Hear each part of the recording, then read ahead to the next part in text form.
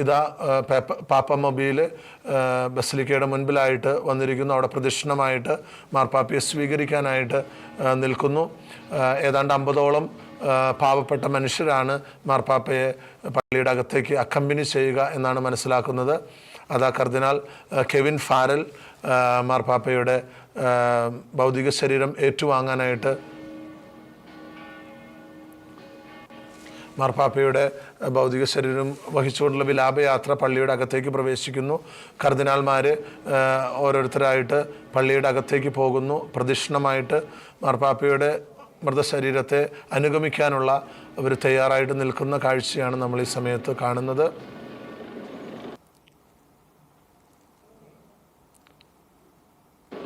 ഇവിടേക്ക് മറ്റ് പൊതുജനങ്ങൾക്ക് പ്രവേശനമില്ല. ഒരു ചെറിയ പ്രാർത്ഥന ശുശ്രൂഷ കൂടിയുണ്ട്.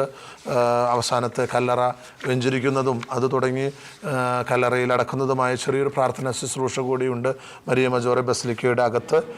അത് പ്രദക്ഷിണമായിട്ട് കർദിനാൾമാരൊക്കെ പള്ളിയുടെ അകത്തേക്ക് പ്രവേശിക്കുന്നു. മാർപ്പാപ്പയുടെ മൃതശരീരം അവസാനമായിട്ട് മരിയ മജോറെ ബസലിക്കയുടെ മുൻപിലായിട്ട് വെച്ചിരിക്കുന്നു.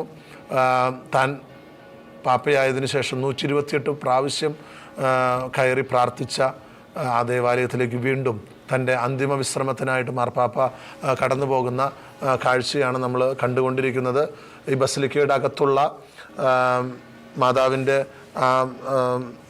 മരിയ സാലുസ് പോപ്പുളി റൊമാനി ആ കപ്പേളയുടെയും മറ്റൊരു കപ്പേള സ്ഫോർസയുടെയും ഇടയ്ക്കുള്ള ഒരു ചെറിയ സൈഡ് ഓൾട്ടറിലാണ് മാർപ്പാപ്പയ്ക്ക് വേണ്ടിയുള്ള കബറിടം ഒരുക്കിയിരിക്കുന്നത്. അതിൽ പ്രത്യേകിച്ച് വേറെ ഒന്നും ഉണ്ടാകില്ല. മാർപ്പാപ്പയെക്കുറിച്ചുള്ള വിശദീകരണങ്ങളൊന്നും തൻ്റെ കബറിടത്തിൽ പാടില്ല എന്ന് മാർപ്പാപ്പ കൃത്യമായിട്ട് പറഞ്ഞിരുന്നു.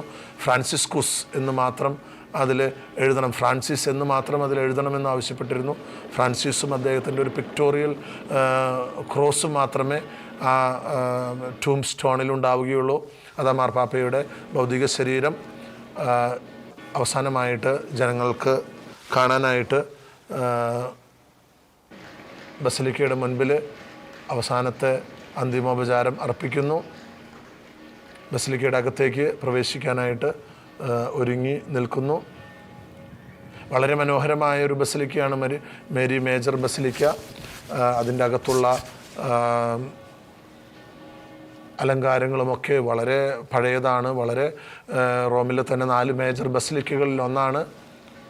അതാ മാർപ്പാപ്പയുടെ അന്തിമ വിശ്രമം കൊള്ളേണ്ട ഇടത്തേക്ക് മാർപ്പാപ്പയുടെ ഭൗതിക ശരീരം കൊണ്ടുവരുന്നു. പ്രദക്ഷിണമായിട്ട് ബസലിക്കയുടെ അകത്തേക്ക് പ്രവേശിക്കുന്നു. ചെറിയൊരു പ്രാർത്ഥനാ ശുശ്രൂഷ പള്ളിയുടെ അകത്തുണ്ട്. ഇതിന് നേതൃത്വം നൽകുക കമർലെങ്കോ ആയിട്ടുള്ള കാർഡിനൽ കെവിൻ ജോസഫ് ഫാരലാണ്. അദ്ദേഹമാണ് ഹോളി റോമൻ ചർച്ചിൻ്റെ ഇപ്പോഴത്തെ അഡ്മിനിസ്ട്രേറ്റർ. ഗായക സംഘം 113-ാം സങ്കീർത്തനം ആലപിക്കുന്നു. 113-ാം സങ്കീർത്തനമാണ് ഗായക സംഘം ആലപിച്ചുകൊണ്ടിരിക്കുന്നത്.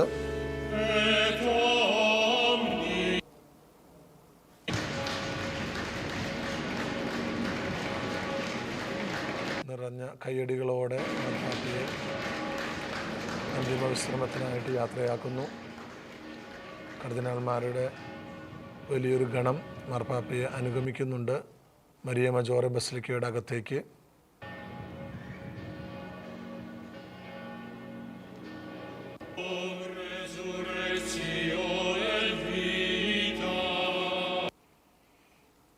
സങ്കീർത്തനത്തിന് മുൻപായിട്ട് ഒരു ചെറിയ ഗീതം ആലപിക്കുന്നു. ഞാൻ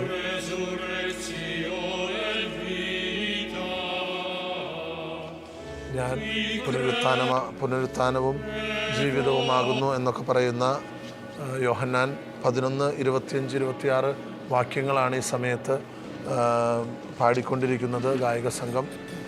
യോഹന്നാന്റെ സുവിശേഷം 11-ാം അധ്യായം 25-ഉം 26-ഉം വാക്യങ്ങളാണ് ഗാനരൂപത്തിൽ ഗായക സംഘം ആലപിച്ചുകൊണ്ടിരിക്കുക. എന്നിൽ വിശ്വസിക്കുന്നവൻ ഒരിക്കലും മരിക്കുകയില്ല, അവൻ മരിച്ചാലും ജീവിക്കുമെന്ന് പറയുന്ന ആ മനോഹരമായ വാക്കുകളാണ് ഗായക സംഘം പാടിക്കൊണ്ടിരിക്കുന്നത്. ഞാൻ മരിച്ചാലും ജീവിക്കും എന്ന് പറയുന്ന മനോഹരമായ വാക്കുകൾ എന്നിൽ വിശ്വസിക്കുന്നവൻ ഒരിക്കലും മരിക്കുകയില്ല എന്നുകൂടെ ഓർമ്മിപ്പിക്കുന്നു.